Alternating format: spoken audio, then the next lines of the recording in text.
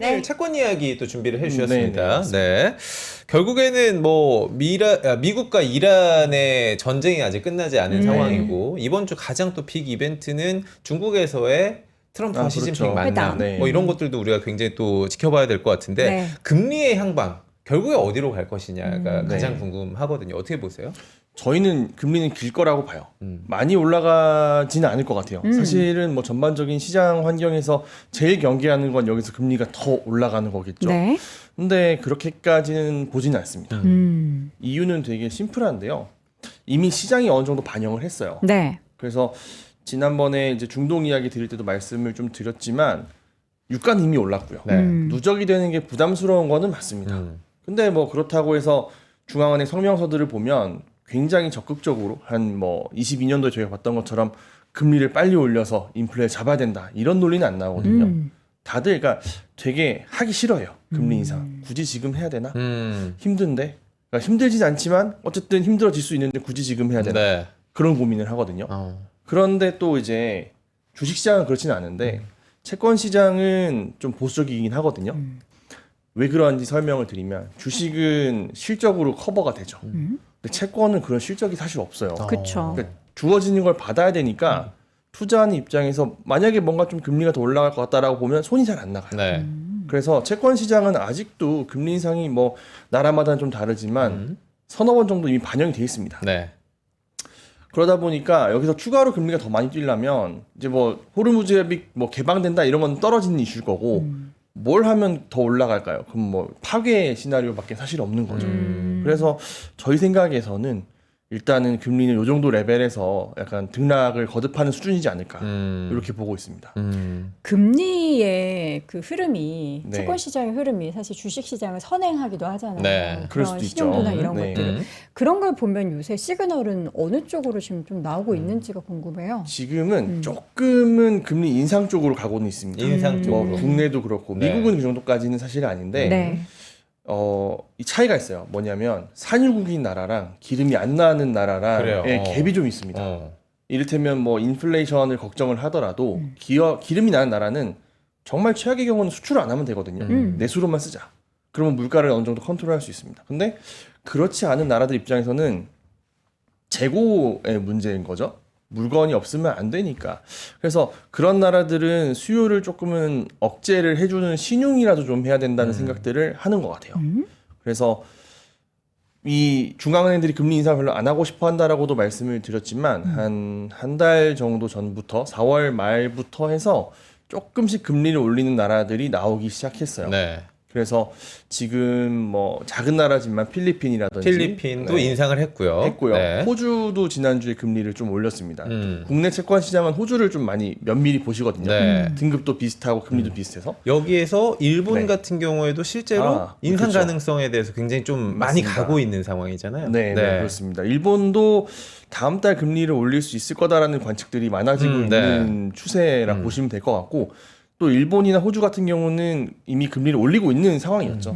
그래서 조금 금리를 올리면서 대응을 하겠다 정도고 노르웨이 같은 데도 금리를 좀 올리는데 그래요? 거기는 또 좀 신기해요. 산유국인데 거기는 또 그렇게 생각하더라고요. 산유국인데 유가가 올랐어요. 네. 우리는 많이 팝니다. 경기가 좋네.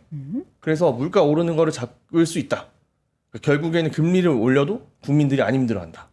이렇게 되는 거죠. 노르웨이 같은 네, 곳은. 그래서 조금씩 금리를 올리려고 하고 있고 뭐 ECB라든지 주요국 중앙은행들도 다음 달 회의 정도부터는 금리를 일단 한번 올려놓고 봅니다. 인플레가 나올 수 있으니까 그런 부분들 얘기를 하고 있는데 여기 차트 한번 보실까요? 네. 네. 그 그림 10번 차트를 제가 좀 확대를 해놨는데 그렇습니다. 에너지 가격에 대해서 사실 중앙은행들이 이런 거 잘 안 밝혀요. 왜냐하면 숫자를 제시를 해버리면 사람들이 거봐라 이렇게 되니까 잘 안 보여주는데 ECB는 3월달 이제 숫자를 보여줬어요. 그래서 평균 유가가 이 정도가 되면 우리가 이걸 상황을 되게 부정적으로 본다. 근데 이제 호르무즈가 계속 막혀 있다 보니까는 유가가 올라와 있죠. 100불대 브렌트유로 이렇게 되다 보니까 이제 점점 금리를 좀 올려야 되는 상황이 되고 있는 것 같아요. 그렇죠. 그리고 이제 좀 중앙은행들이 뭐 약간 좀 정신이 없긴 하지만 네. 보여드릴 만한 부분들은 요거를 좀 걱정을 해요. 기대 그러니까 인플레이션이 올라가는. 그렇죠. 지금 금리를 인상을 해야 된다라는 근본적인 원인은 여기 보시면 물가는 그냥 그저 그렇거든요 아직. 네네. 그러니까 지금까지 과거의 물가. 근데 사람들이 생각을 하고 있는 인플레이션이 이제 많이 올라가니까 네.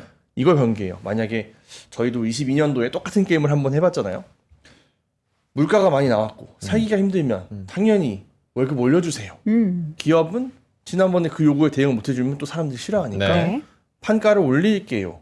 그러면 그게 물가가 또 올라가면 사람들이 또 월급 올려주세요. 계속 자극이 되죠. 네, 그거를 이제 22년도에 한번 경험을 한 터라 요런 모습들이 나오면 좀 이제 민감하게 받아들이게 되는 거죠. 그래서 이12 같은 국가들, 그 지역들도 일단 금리를 한 번 정도는 올리고 네. 근데 이제 좀 아쉬운 건 뭐냐면 저희가 모멘텀이 사실은 K자라 그러잖아요. 그래서 IT나 오늘 좀 조정이 나오고는 있지만 네. 실상 뭐 삼성전자나 하이닉스나 아니면 최근에 뭐 마이크론이라든지 다 많이 올랐고 그렇죠. 경기 좋은데 나머지는 또 그냥 그렇잖아요. 음. 그러니까 전반적인 경기 레벨이 옛날에 좀 달라요. 그러니까 올리긴 올리되 올리고 나서 정말 나빠지면 어떡하지? 이런 고민도 좀 합니다. 그래서 금리 인상 얘기가 나오고는 있으나 이게 22년도처럼 이제 급박하게 뭐 매달 혹은 뭐 자이언트 스텝, 빅 스텝 이런 거라기보다는 올리고 한참 눈치를 좀 보다가 네. 상황이 맞나 안 맞나 판단하는 시간 좀 가질 것 같아요. 아마 그거는 이제 우리 한국은행 상황도 별반 다르지 않을 거라고 생각을 하고 아마 가장 눈치를 네. 보는 곳이 우리나라가 아닐까 싶긴 한데 지금 잠깐 시장을- 여러분들이 시장 얘기를 하셔가지고 도훈 씨 한번 체크 좀 해주시죠. 현재 코스피 지수가 4.5% 하락, 코스닥은 4.89% 하락을 보이고 있습니다. 네. 어제 우리가 지수가 4% 넘게 상승한 것을 오늘은 대부분을 좀 되돌리고 있는 상황이죠. 그리고 그렇습니다. 삼성전자가 4.7%, SK하이닉스는 제한적이라고는 하지만 그래도 장중 고점 대비해서 밀리면서 현재 2%대 하락세를 보이고 있는데 네. 지금 일단 뭐 외국인들의 매도도 매도지만 프로그램 쪽을 통해서 1조 넘게 지금 순매도 물량이 좀 나오고 있는 상황이 시장에는 가장 큰 부담이 되는 것 같습니다. 오늘 이제 8,000선을 코앞에 두고 그냥 초반부터 이제 맞아요. 급등으로 시작을 했다가 10시 구간부터 시작돼서 갑자기 이제 매도 물량이 좀 출회가 되는 거. 이제 앞서서도 우리가 이혁신 사장님과 함께 최근의 네. 시장은 그 알고리즘 매매, 그러니까 어느 정도 숫자가 딱 맞춰지면은 그때 갑자기 매도 물량이 쏟아지는 그런 상황이 펼쳐진다 하는데 그게 또 오늘 프로그램 쪽에서도 여실히 좀 드러나고 있는 상황인데요. 그래도 지금 말씀드리는 순간 낙폭을 조금 줄이면서 네. 코스피는 3.79% 하락, 그리고 코스닥도 4.2%. 그러니까 지금 이렇게 매도 물량이 갑작스럽게 출회가 돼도 조금 이제 진정이 된다 싶으면은 우리 또 개인 투자자들의 현물 쪽에 있어서의 매수세가 일부 들어오고 있고 또 오늘은 기관도 꽤 삽니다. 금융 네. 투자 쪽을 중심으로 현재 7,200억 가량의 매수가 나타나고 있는 상황입니다. 시황을 도훈 씨가 정리를 해주셨는데 저희가 일부에서 얘기를 했던 것처럼 네네. 저희 지금 PD님이랑 기술진 여러분들도 계속해서 혹시나 해외발 뉴스. 뉴스가 있는 건가 시장을 건드릴 만한 뭐 어떤 그 트리거 포인트가 있는 건가를 네네. 계속 확인을 하고 있지만 그럼요. 여러분들도 아시다시피 아마 여러분들이 가장 빠르실 거예요. 그런 냄새 맡는 거는. 근데 지금 뭐 딱히 없는데 결국에는 8,000선 목전에서 뭔가 쫙 지금 매물이 쏟아진 거 아닌가. 그렇지만 지금 코스피도 계속해서 또 올라가려는 힘을 보여주고 있거든요, 맞아요. 여러분들. 계속해서 저희가 또 준비된 내용도 있기 때문에 이거 이야기 드리면서 시황 네. 상황도 우리 똑똑 박사 우리 도훈 씨가 계속 여러분들 여기서 보고 있어요. 계속 보고 있어요. 네, 지금 다 보고 등락 있습니다. 상황을 보고 있기 때문에 저는 또 우리 연구위원님 오랜만에 모셨기 때문에 글로벌 이슈도 한번 살펴보도록 하겠습니다. 아니 그리고 우리가 글로벌 시장이나 채권 동향을 바라봐야 하는 가장 중요한 이유가 네. 시장이 아무리 좋다가도 갑자기 관심 없던 매크로 변수가 확 올라오면서 시장을 그렇죠. 좀 냉각시키거나 아니면은 더 이제 밑받침을 해줄 수도 있는 거잖아요. 근데 사실 지금 보면은 앞서서 뭐 기대 인플레이션도 보여주셨고 지금 부담되는 미국제 10년물 금리도 보면은 이건 시장이 올라가는 게 맞아? 라는 그런 생각이 드는 좀 부담스러운 수준인 건 맞죠? 글쎄요. 아니에요? 엄청나게 부담스럽다고 보기는 그것까지는 사실. 지금 아니에요? 상황이 네. 아. 왜냐하면 사실 이 정도 금리가 차트를 이렇게 보시면 좀 상당 기간 있었어요. 주가가 오르기 전에도 이 정도 금리였고 오른 상태도 이 정도 금리였고 네. 그래서 이것만 가지고 엄청나게 부담스러운 수준인가?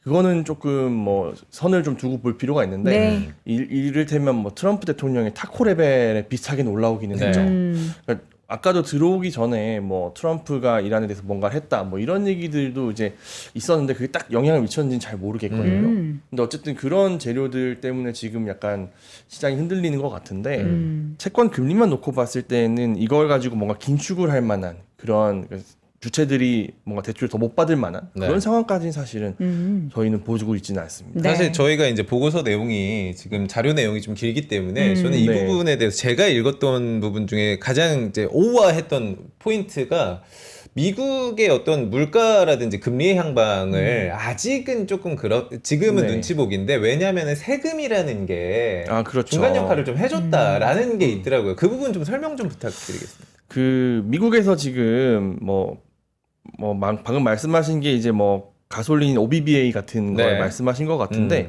여기 차트 한번 보시면 좋을 것 같아요. 저희가 연초에 이제 많이 얘기했던 거죠. OBBA 법안 나오면서 개인 소득세 환급 역대급으로 이제 리턴해줬다. 네. 그래서 사실 미국 사람들 입장에서 저희가 보기에는 가솔린 값이 이렇게 보면 많이 올랐는데 이거를 소득세 환급이 따라 붙으면서 어느 정도 메꿨다라는 거죠.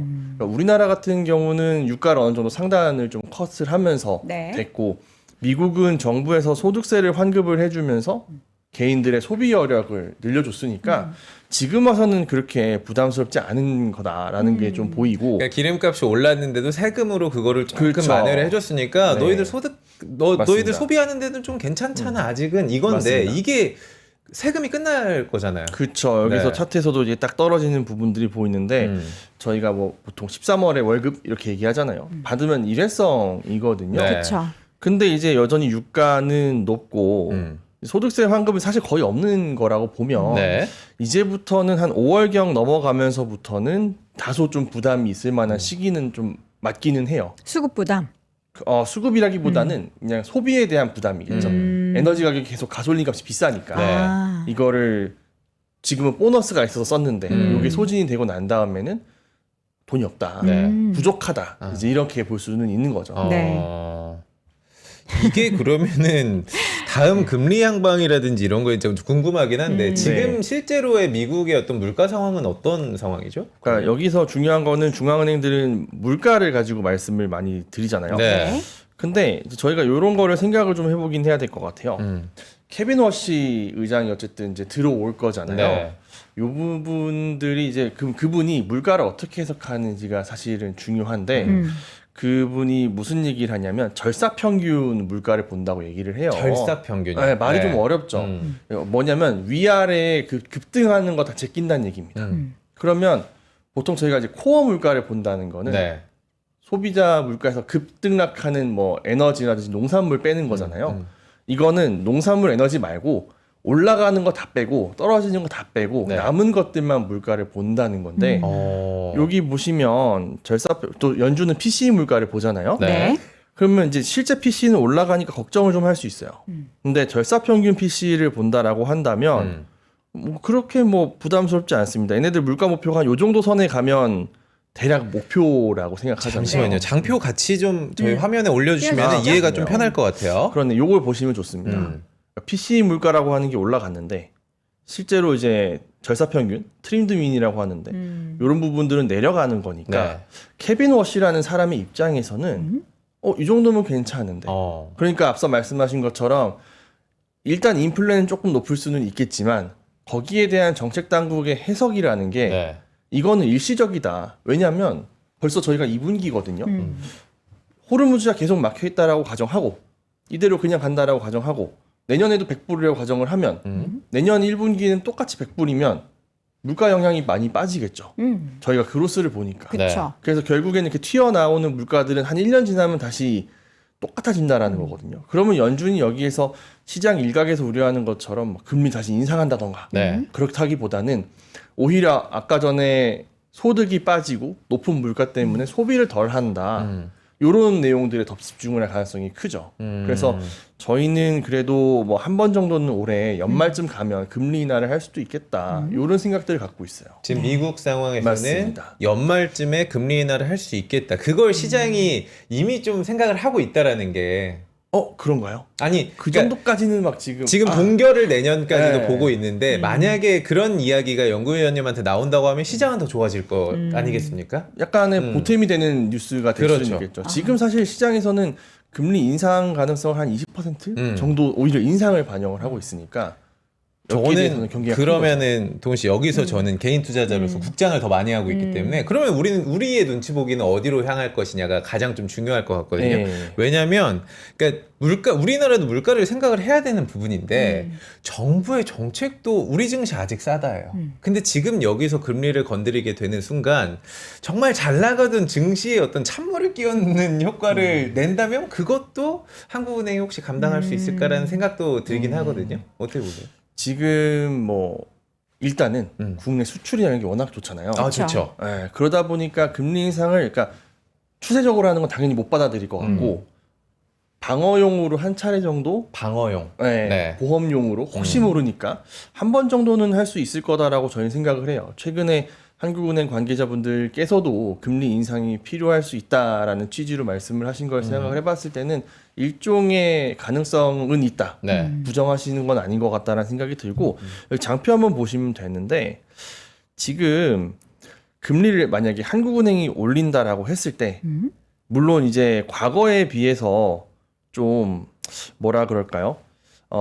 성장률이 높지도 않고 하다 보면 금리를 많이 올리기도 사실 좀 부담스러운 상황인 것 같고요. 네. 옛날에 금리를 올릴 때의 물가는 목표치를 좀 완연하게 이탈을 했었어요. 왜냐하면 중앙은행 입장에서는 뭐 제일 목표가 물가고 네. 그 다음에 뭐 금융 안정이나 경기나 이런 거를 논의를 하는데 물가 레벨 자체가 아직은 여기를 보시면 지금 사이클에서는 그렇게까지 무서운 건 아니거든요. 그러다 보니까 아직 국내에서도 금리 인상이 당연히 추세로는 안 간다. 그래서 국장을 하시는 입장에서도 한국은행이 금리를 올려서 뭐 가계부채가 폭증하는 걸 터트리고 뭐 이렇게 가는 거는 네. 당연히 아닐 거다라고 저는 생각을 합니다. 음. 그래서 지금 사실 또 중요한 게 뭐냐면 금리가 중요한 이유가 차입 때문에 그러니까 기업 투자. 네. 지금 사실 모든 나라가 AI나 피지컬 AI나 뭐 우주 산업이나 달려가고 있잖아요. 그 돈들을 다 대출을 통해서 많이 조달을 하실 텐데 그거를 스스로 옥죄게끔 과도한 금리 인상을 한다. 그거는 그러면 사실은 뭐 결과를 떠나서 그렇게 된다라고 한다면 채권자 입장에서 좋습니다. 네. 왜냐하면 너무 금리를 옥죄어서 음. 경기를 힘들게 하면 결국 금리 인하를 다시 해야 된다라고 보니까 채권 투자하는 입장에서는 좋지만 사실 그게 옵티멀한 정책인가는 또 다른 문제잖아요. 그래서 그렇게까지 과도하게 액션을 할 거다라고 저희는 생각을 하고 있지는 않습니다. 시장이 여러분 2%대로 낙폭 줄인 거 유지하고 있습니다. 아이고 여러분 저 진짜 뭔 일 난 줄 알고 여러분들이 엄청 놀라셨다 그래가지고 놀란 거고 이게 시장이 이렇게 흔들리고 하는 거죠. 어제 그러니까 급등으로 흔들리는 건 괜찮아. 괜찮아. 급들리게 막 정말 무섭게 막 역시 이렇게 올라가는 우리 거는 국장이야. 안 이렇게 무서운데 박수를 또, 반대로 떨어지는 그 흐름에서는 여러분들 진짜 그러니까 공포감이 드는 데는 다양한 이유가 있겠죠. 네. 예, 최근에 사셨던 분들.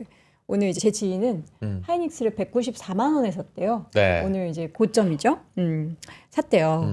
그래서 저는 그 친구가 제일 걱정되긴 하는데 물론 뭐 우리는 300만 원을 보고 네. 가는 아이, 그런 그렇죠. 상황이니까. 네. 그래서 지금 앞서 말씀드렸던 그 프로그램 매매 쪽에서 매물이 1조 넘게 출회됐다라는 말씀 드렸는데 우리가 지금 낙폭 줄이면서 영차영차 하면서 외국인이 그때 현물도 살짝 샀고요. 네. 프로그램 매도도 살짝 줄였어요. 그러다 지금 다시 또 늘어나고는 있거든요. 근데 또 지수는 또 잠깐 이상이 또 3%대로 하락폭이 계속 커졌네. 지금 계속 힘겨루기 싸움이 보통이 아닌 것 같아요. 누구랑 지금. 하는 거예요 지금? 그러니까 우리랑 외국인이랑 우리랑 좋아하는 거 같고 기관은 좀 약간 지금 팔짱 끼고 보고 있는 것 같고. 조금 사고 있고. 근데 모르겠어요. 연구위원님 나오셨으니까 연구위원님은 사실 거시경제와 이제 채권 담당이시긴 한데 네네.